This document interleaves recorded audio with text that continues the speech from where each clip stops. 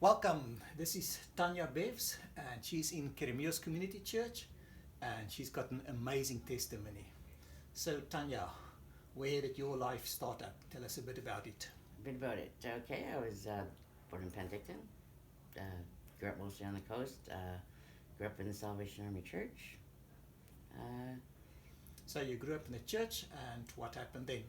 I was a rebellious teenager, and off I went to think I owned the world and conquer it, and that didn't work.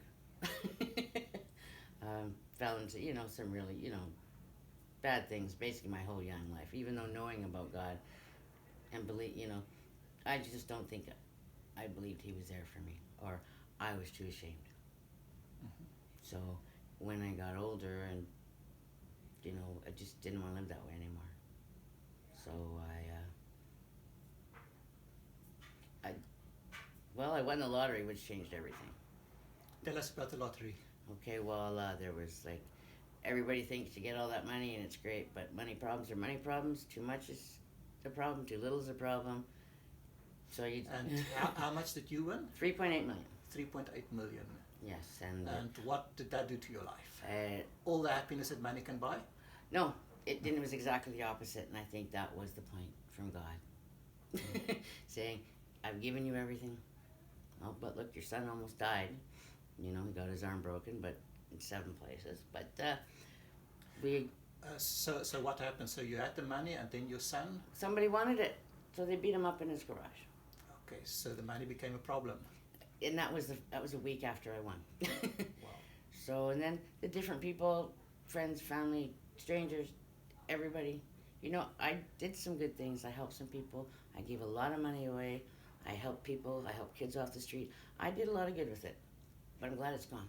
And so is my son. Because in the end, I felt, in the end, I had God. He said, Mhm. "So you had all that. Are you happy?" Not at all. Not at all. Not a bit happy. So through this experiences with that, the drug addiction, the almost dying, and for myself, I just didn't want to live that way anymore, and I cried out to God. So you start searching. How did you search for God? Well, first I just didn't want to die, and then I went when I went up the hill after I left Alberta. I To my friends, they're all Christians, so it's all about reading, living in it, growing in it. And I was insatiable. I could not read enough of the Bible. I read every translation of the Bible.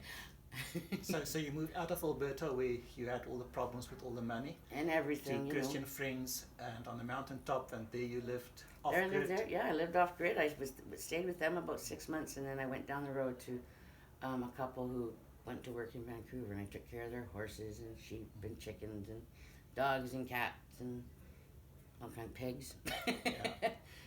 So there's a kind of, I like.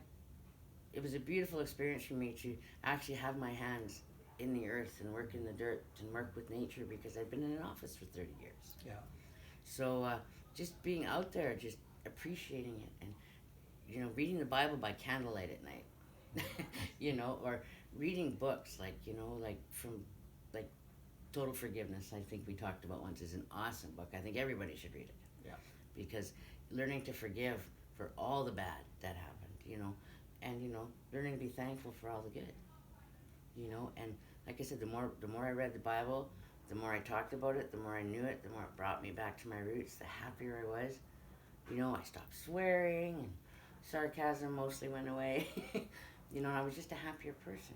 So you experienced how God was changing you. Yes, there, and I was so calm and peaceful. At one point, I looked over, and there was like a squirrel sitting beside me on the bench. Mhm. It's like another time there was a bald eagle 3 feet away, standing on the ground, and it's like, I'm calm, I'm peaceful, and nature is responding to that, and God, I could talk to God every day. I'd be wandering around the farm, talking to God out loud, and I'm sure anybody passing by would have thought I was crazy, but it was so free. So why didn't you stay there? Because God says, you should come down now. And I waited that out a bit because I had an abusive relationship, but once I realized, nah, I gotta go. God, I gotta get out of here. He got me out. I was home in 24 hours to Mom and Dad here in Olalla. And since you arrived in Olala and Kremios, what happened? Oh my goodness, I found you guys. Wow. Well, you know, you have to have a right church, because I used to be one of those people who figured I didn't need church. Yeah. I don't need to fellowship. Yes, you do. You do need to fellowship. It is one of the most important things. Like the love and support for me to go back and clear up my legal problems in Alberta. To believe that I would be home that day. To have a judge on the phone say, I believe in you. Not I believe you. I believe in you. It's like that song we heard last night. At Bible study, I almost cried. Yeah, that sounds like God was working through Yeah. that judge. And I was out that day and back, and after court, like I said, half the penalties I could have got. I got a year suspension and, you know, 2,500 in fines instead of 5,000. Like, we're talking everything's in half, and the judges were nice to me. Like, thank you. I mean, it was 2 years ago. I could have kept going, right? Yeah. Well, it's 3 or 4 years ago now, but yeah.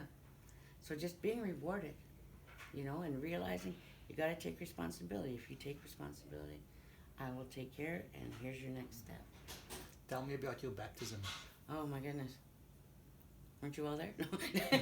It was wonderful. It was just so, like, even leading up to it and doing that little speech, it felt so good. There were so many people there for me, my family, both my kids,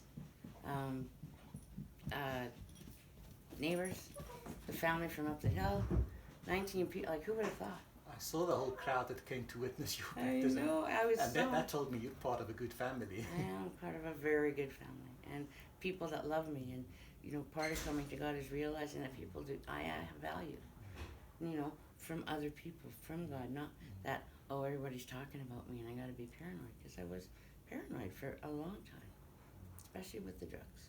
But God took that away too. And we can just see how God has changed you, and it's such a blessing for us as Kremios Community Church to have you in our fellowship, and just to see how God is working. And your encouragement means a lot to a lot of people. And it means a lot to me that I have the love from you guys. Thank you.